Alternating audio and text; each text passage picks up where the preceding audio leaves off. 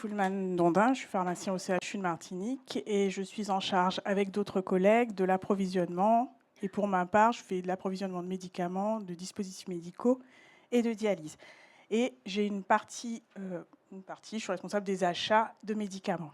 Donc, j'ai réfléchi à la façon dont j'allais pouvoir vous présenter un peu ce que c'est que faire de l'approvisionnement et de l'achat quand on est dans un établissement public, le mien en l'occurrence, et je me suis dit que j'allais vous partager 2 heures de ma vie. Voilà. Donc j'arrive ce matin, il est 8 heures, je me connecte à ma messagerie, c'est la première chose que je fais en général. 72 messages, pas de spam, ok, allez on commence. Premier message, une collègue qui m'informe d'un nouveau besoin en médicaments que je ne connais pas. Du coup, je me connecte à une base de données. J'essaierai de rester vague sur les différents outils informatiques. Je me connecte à une base de données pour connaître le statut du médicament. Je ne connais pas un peu d'indications et de POSO parce qu'il va falloir quand même que je quantifie mon besoin. Les conditions de conservation. Ensuite, je me connecte au site de ma centrale d'achat. Cette fois-ci, c'est pour savoir si j'ai un marché. Oui, génial. Du coup, je vais télécharger la notification. Je vais télécharger la liste de colisage. Ben non, il n'y a pas. Donc, je commence ma création de fiche produit. Et donc, je retranscris le code UCD, le libellé fournisseur, le prix unitaire, les conditions de conservation, l'incoterme, la QML, le statut du médicament. Mais il me manque le statut DGX, les conditions de transport, le colisage. Et manque de peau pour moi, le fournisseur est inconnu dans ma base de données. Du coup, je télécharge l'extrait CABIS, la fiche fournisseur, le RIB, et je fais mon petit mail à la DAF pour lui donner tous les documents pour qu'elle puisse enregistrer dans la GEF le fournisseur. Bien sûr, si tout va bien et mon mail est traité aujourd'hui, demain, le fournisseur sera disponible dans ma base de données, dans mon logiciel maison de travail. Je rappelle que le besoin était urgent. Qu'est-ce qui se passe? Ça ne me suffit pas, je sais que le besoin est urgent, je n'ai toujours pas la DGX, je ne sais toujours pas comment se transporte le produit. Du coup, j'envoie un mail au fournisseur. Moi, j'ai 6 heures de décalage en ce moment avec l'Hexagone. Non, en fait, j'appelle. J'appelle le fournisseur pour obtenir les dernières informations. Il me donne le statut DGX, enfin il me dit que ça va se conserver à 2,8 degrés, conditionnement dans une boîte isotherme avec sonde de température. Il me donne le colisage, il me dit qu'il lui faudra 48 heures pour traiter ma commande à réception de mon bon de commande, que je n'ai pas encore pu éditer puisque je n'ai pas le fournisseur et que du coup je n'ai pas fait le bon de commande. Donc voilà, il va falloir que je pense, au moment où je passe la commande, à transmettre le bon de commande au transitaire, en lui précisant l'urgence et en lui demandant une LTA individuelle, parce que sinon, ma commande va partir avec le groupage, que je n'en ai que 2 par semaine. Donc là, je vais encore prendre du temps. Et donc, j'ai un petit cahier pour tout noter. Et malheureusement, c'est tout ce que je peux faire pour le moment pour ce premier message. Je passe au deuxième. Avis de notification d'un nouveau marché. Grosse séance de travail à prévoir. Je vais devoir, pareil, identifier les nouveaux produits, les changements de marché, créer les nouveaux produits, faire créer les nouveaux fournisseurs, saisir prix, libellé, incoterm, colisage, arrondi de commande. Il y a 420 lots.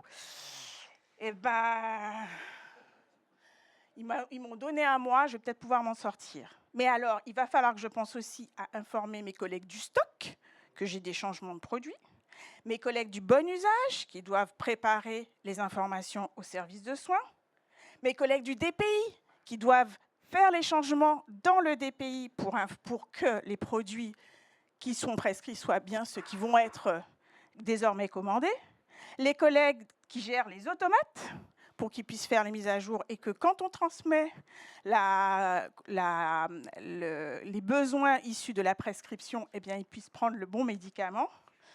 Ok. C'est le deuxième. Un mail du fournisseur que j'ai appelé Medicabor. Il m'informe d'une rupture sur un produit que j'ai commandé et d'un contingentement sur un deuxième médicament. Ouais, j'aurais bien aimé le savoir avant quand même. Ah, mais c'est possible.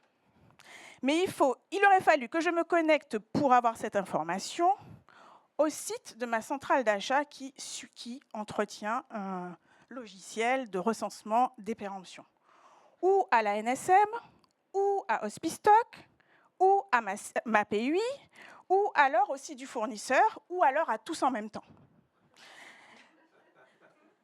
Alors, et ça, j'aurais dû le faire avant de passer ma commande de 26 lignes de mon fournisseur qui me fournit 110 produits tous les jours.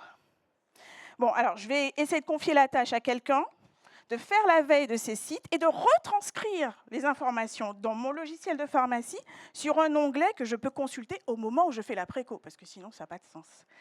Alors oui, on a recruté des gens qui font ça, on en a recruté 2. En attendant, je réponds au fournisseur que j'ai pris acte, je retraite la commande et je la transmets de nouveau au fournisseur, mais cette fois-ci, pas par EDI. Parce que comme elle est déjà passée une fois, ben la deuxième, elle passe à la trappe. Donc en fait, je la valide à nouveau, puisqu'il veut une preuve que j'ai pris en compte ce changement-là. Je la rematérialise en PDF et je fais donc un petit mail où je recherche l'adresse mail du fournisseur, je la tâche et je lui renvoie la nouvelle commande qui prend en compte ces changements. Mais j'ai oublié de demander la date de remise à disposition du produit en rupture. Ben, je vais renvoyer un mail. 4e mail, enfin, je reçois l'avis d'expédition des commandes maritimes entreposées au Havre depuis le 18 septembre. C'est bizarre. La commande 8857, oui, j'ai épluché tout le manifeste, elle n'est pas dessus. Je me connecte à l'application de tracking du transitaire pour vérifier qu'elle est arrivée à l'entrepôt. Et non. Alors je me connecte à Hospitalis pour m'assurer qu'elle est bien expédiée. Ah, mais non, le fournisseur, il ne travaille pas en full EDI avec Hospitalis et les DSADV, il ne connaît pas. Alors du coup, je me connecte. Pas de mal. C'est peut-être un fournisseur. Je me connecte à l'application du fournisseur, puisque lui, il en a une. Il était très content de me présenter sa solution la dernière fois. Bon, j'ai 160 fournisseurs, donc en fait, quand elle m'a dit ça, j'ai fait oh. Je cherche les codes, parce que ce n'est pas les mêmes codes que toutes les autres applications. Et là, je vois qu'elle est expédiée. Mais elle n'est pas reçue chez le transitaire. Mais elle est expédiée, me dit le fournisseur. Mais elle n'est pas reçue, me dit le transitaire. Et on est là. Elle est où? Elle est où? Elle est où? Du coup, j'envoie un mail commun aux fournisseurs et aux transitaires pour leur dire où est la commande. J'attends la réponse. Vous comprenez bien que je ne l'aurai pas aujourd'hui, décalage horaire pour moi. Et puis surtout, elle n'est pas sur le manifeste. Donc, elle ne partira pas cette semaine. Donc, la commande, je ne sais pas encore quand elle va partir. 5e... alors, ce n'est pas un mail. C'est mon magasinier qui rentre dans mon bureau. Je ne ferme pas la porte. Et il me dit, ouais, j'ai 2 problèmes. Oui, je t'écoute. Eh bien, il tient des sondes de température de la dernière commande du fournisseur frigidaire. Et il y en a 3 qui sont en alarme. Donc, il me rend les 12, parce qu'il y en a une dans chaque colis. Et ce fournisseur-là, lui, il veut les 12, même s'il n'y en a que 3 qui sont en alarme. Je donc télécharge les 12 fichiers que j'enregistre soigneusement en complétant le numéro de la sonde par le numéro du colis correspondant. Attention, parce que si je ne fais pas ça, je peux être susceptible de jeter toute la commande s'il y a un problème sur un des cartons, des 3 produits, des 3 cartons qui sont en alarme. J'envoie donc... Alors, non, je ne sais pas à qui j'envoie. Donc, je vais dans mon fichier de recensement des adresses de transmission des sondes de température, chercher le fournisseur, l'adresse du fournisseur. J'ai un mail type, je vous rassure. Mail type qui dit que je n'ai plus qu'à compléter l'adresse du fournisseur. J'ai déjà l'adresse du transitaire. J'ai déjà l'adresse des services éco.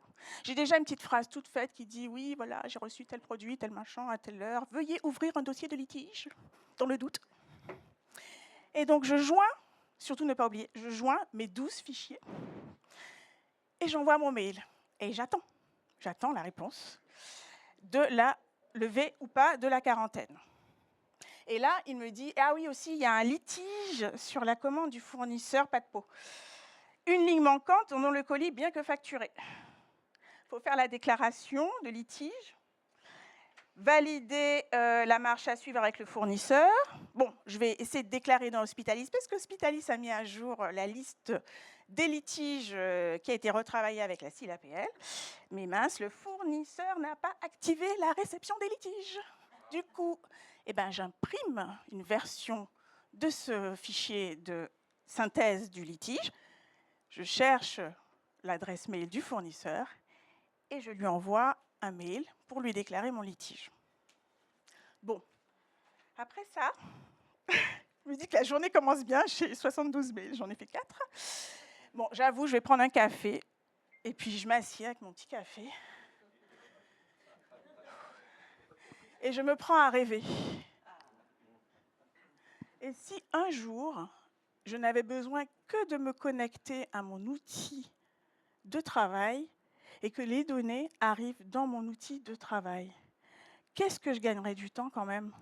Parce qu'en attendant, j'ai validé aucune ordonnance. Je n'ai pas géré mon service. J'ai tous les autres problèmes qui nous attendent. On a de multiples activités pharmaceutiques. Alors oui, j'ai l'impression que je rêve, mais je me dis que quand je vois l'assistance, j'ai peut-être une chance d'y arriver.